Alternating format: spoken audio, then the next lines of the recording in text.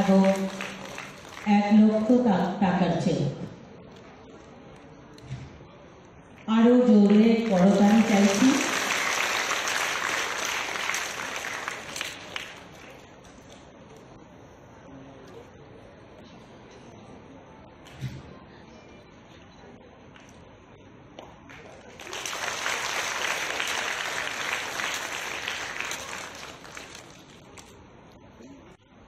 নমস্কার।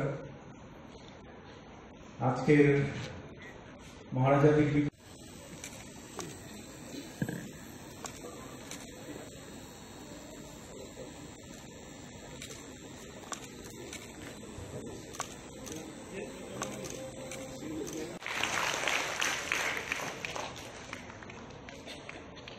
Lawai sono isha tai kumbutu ya pari lam somnai jotto ya phagor na bagi kojao ki happy born guna motilagra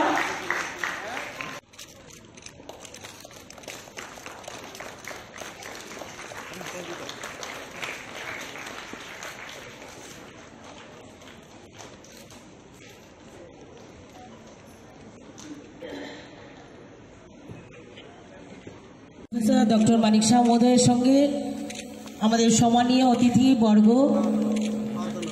পুষ্পস্তবক দিয়ে শ্রদ্ধা জ্ঞাপন করছেন।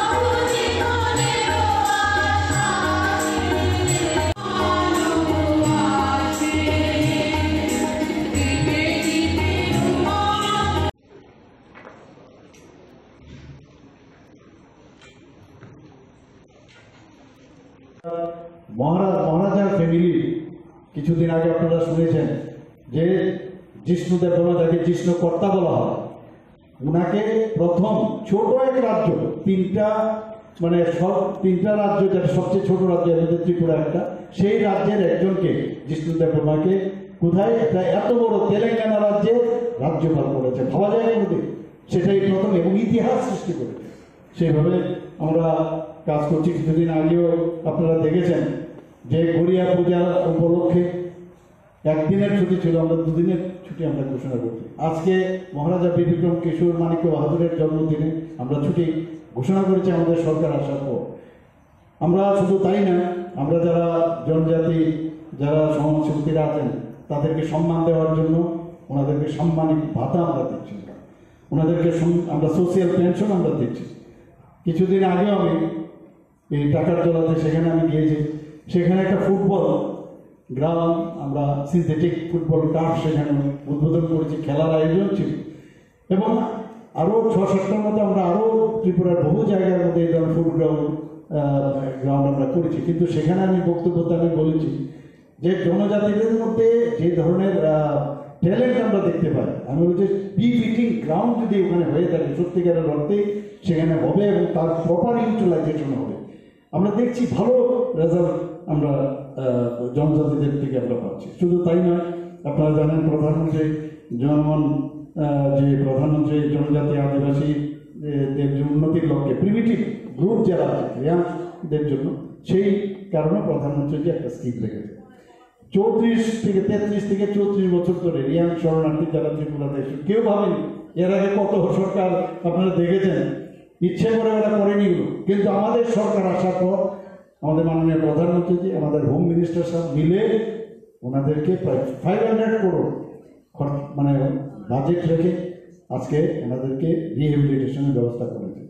আমাদের সরকার চেষ্টা করছে যে এই জনজাতিদের যাতে উন্নয়ন হয় এবং আমাদের যার কারণে আজকে আমরা এখানে সমবেত হয়েছি, ওনার যে চিন্তা ভাবনা যে এখানে স্কুল হোক, কলেজ হোক, এখানে মেডিকেল কলেজ হোক, এগ্রিকালচার কলেজ হোক, ইউনিভার্সিটি হোক, ওনার কিন্তু সব ওনারই চিন্তা ভাবনা ছিল। আমরা সেই কাজগুলো এখন করছি। আজকে যাতায়াতের বিষয় হোক, আপনার ত্রিপুরাতে ওনার কারণে কিন্তু প্রথম ব্যাংক এখানে স্থাপন হয়। শুধু তাই নয়, ওনার কারণে এখানে আমরা জানি, এখানে আলোচনা হয়েছে অলরেডি, যে জুম চাষি যারা ছিল তাদেরকে উনি বলেছেন যে হাল চাষ করো, জুম চাষ করো না, উনি বলেছেন।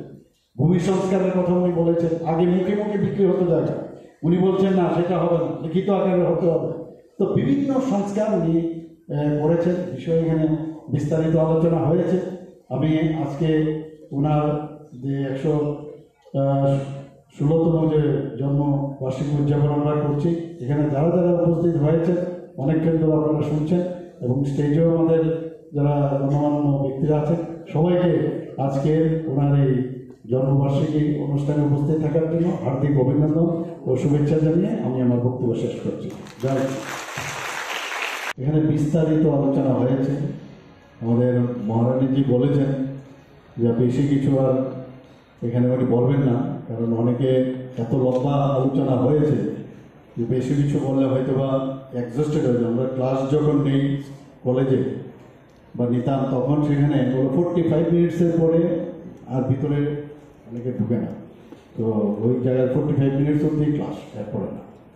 তো এই অবস্থাটাতে এত ভালো লাগলো আজকে ডক্টর সরিষ দেববাবু এত গবেষণার মাধ্যমে ওনার সম্পর্কে বিস্তারিত আলোচনা করেছে। I am thankful to him. এত আমি শুনছিলাম মনোযোগ দিয়ে, এত কিছু জানলাম। আমাদের সেক্রেটারি মহোদয়ও বিস্তারিত আলোচনা করেছে। গতকাল আমাকে ইনভাইট করেছিল কুমলুঙে যাওয়ার জন্য। মহারানী প্রীতি দেববর্মা মহোদয় আমাকে বললেন যে আমরা গতকাল 18 তারিখ ছিল, তো মহারাজা বীরবিক্রম কিশোর মানিক্য বাহাদুরের আজকে জন্মদিন, সেই উপলক্ষে সেখানে অনুষ্ঠান রাখা হয়েছিল এবং সেখানে একটা এক্সিবিশনেরও ব্যবস্থা রাখা হয়েছিল। বক্তব্য আমি রেখেছি সেখানে, বহুদিন বাদে আমি সেখানে হিন্দিতে বক্তব্য রেখেছি। তো সবাই খুশি, এবং সেখান থেকে বক্তব্যের পরে আমরা গেলাম এক্সিবিশনে। ওনার যে বোন আছে মহারানী প্রজ্ঞা দেববর্মা মহোদয়া, উনিও কিন্তু গবেষক, এবং ওনার যে গ্র্যান্ডফাদার সম্পর্কে এত তথ্য সম্বলিত ওনার যেসব ওখানে আমি দেখলাম, সত্যি প্রশংসার দাবি রাখে। এবং এখানে প্রীতিজি অলরেডি আপনাদের সামনে রেখেছেন, অনেক বই উনি লিখেছেন।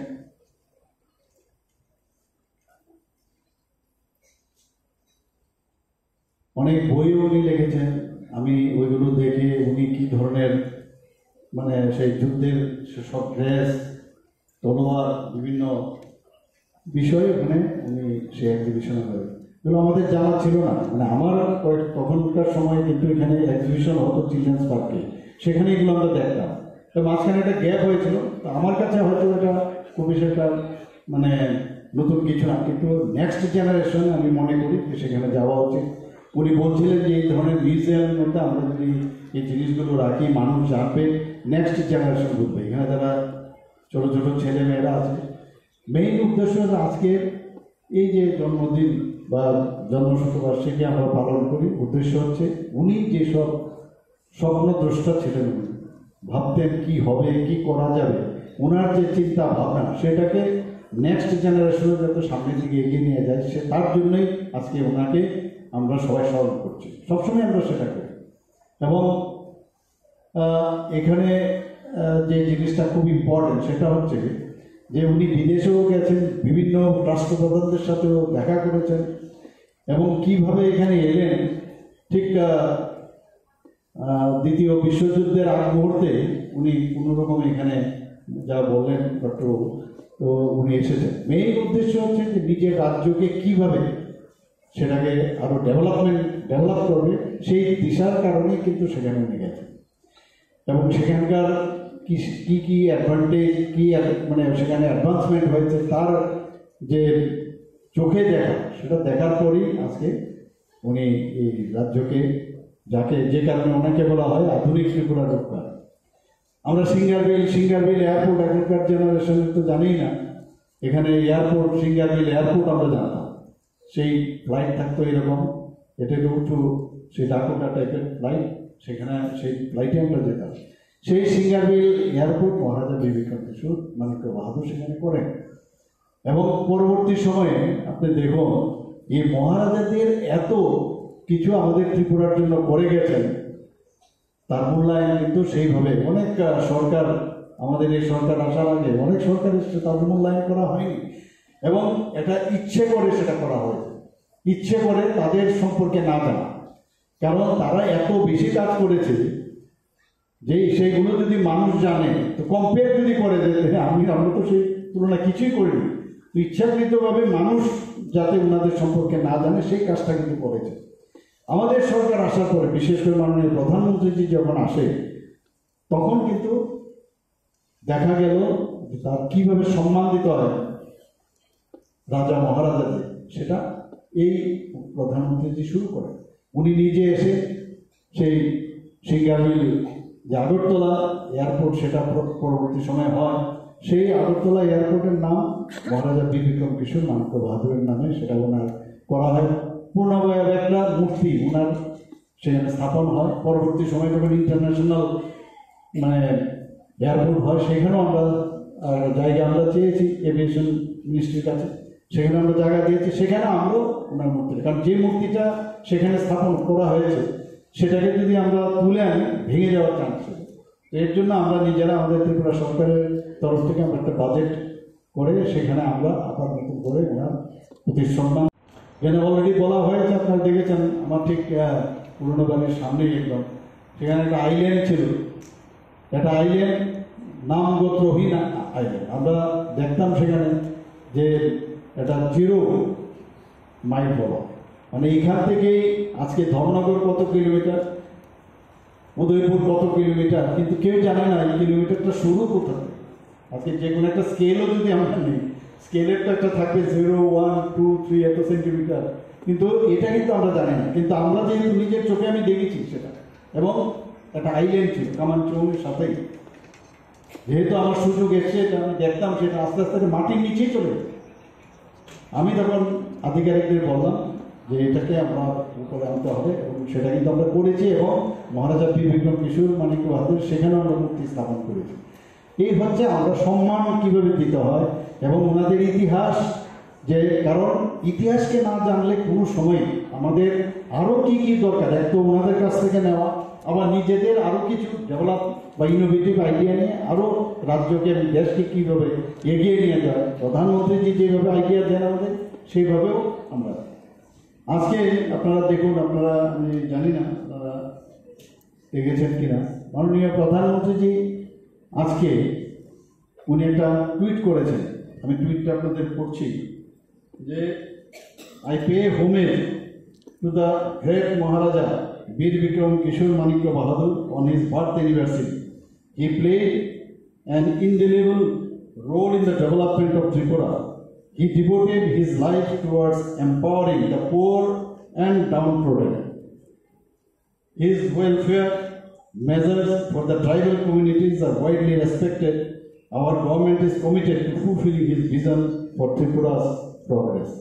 ভাবুন আপনি, মানে মাননীয় প্রধানমন্ত্রীজি আজকে দিনটাকে উনি মনে করে স্মরণ করে আজকে ওনাকে সম্মান কীভাবে, এই হচ্ছে আমাদের নেতা, যে কারণে আমরাও সেইভাবে চেষ্টা করছি যে কীভাবে আমাদের জনজাতিদের উন্নয়ন কীভাবে করা যায়। এই মহারাজাদের তো সম্মান আমরা দিচ্ছি, আরেক দিক দিয়ে আপনারা দেখুন যে এখন পর্যন্ত এক নাগারে 2019 থেকে শুরু করে থাঙ্গাটাল, বেরিচন্দ্র জমাতিয়া, মর্তরাম রিয়ান, নরেন্দ্রচন্দ্র দেববর্মা, আপনারা সবাই জানেন, বিক্রম বাহাদুর জমাতিয়া, চিত্ত মহারাজ যাকে চিত্তরঞ্জন দেববর্মা, একসাথে 2019 থেকে 2024 পর্যন্ত প্রথম কোনো সরকার যাদের কারণে পদ্মশ্রী উপাধি দেওয়া হয়েছে। এর আগে কোনোদিন এটা হয়নি। আমরা সেই কাজ আমরা করছি। আমরা বারবার বলি জাতি জনজাতি আমরা সবাই মিলে যেটা এক ত্রিপুরা শ্রেষ্ঠ ত্রিপুরা আমরা বলছি। কালকেও আমি কুমড়ুগুলি গিয়ে আমি বলে এসেছি, আমাকে মহারাজা প্রদ্যুৎ কিশোরদেব বর্মা মহোদয় এখানে বলছিলেন যে আপনি মাঝে মাঝে আসুন ওখানে। আমি বলছি বলে এসেছি যে আমি যাব, এতবার যাব যে আপনারা বলবেন উনি এত বারবার আসেন কেন এখানে, আমি বলে এসেছি ওনাকে। তো আমাদের মধ্যে মিল বিষ, আমাদের কথাবার্তা, অনেকের মধ্যে একটা ডাউট যে বিষয় কোনো কারণে ডিভাইডেড পলিসি আগের সরকার এগুলো সৃষ্টি করে গেছে ত্রিপুরার মধ্যে। আমরা সবাই, আমার মনে আছে একটা জায়গার মধ্যে আমরা একসাথে বসেছিলাম, ত্রিপুরাতে ট্রাইবেল নন ট্রাইবেল করে কিছু ছিল না।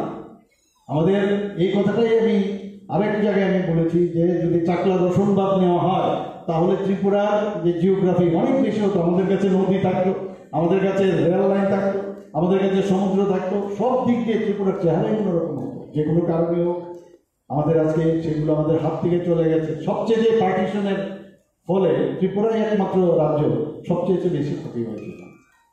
কিন্তু আমরা সেইভাবে আমরা যেহেতু আমাদের গার্জিয়ান যিনি আমাদের যশস্বী প্রধানমন্ত্রী, আপনারা চিন্তা করুন ট্রাইবেলকে কিভাবে সম্মান দিতে হয় সেটা একমাত্র প্রধানমন্ত্রী যে দিয়েছেন।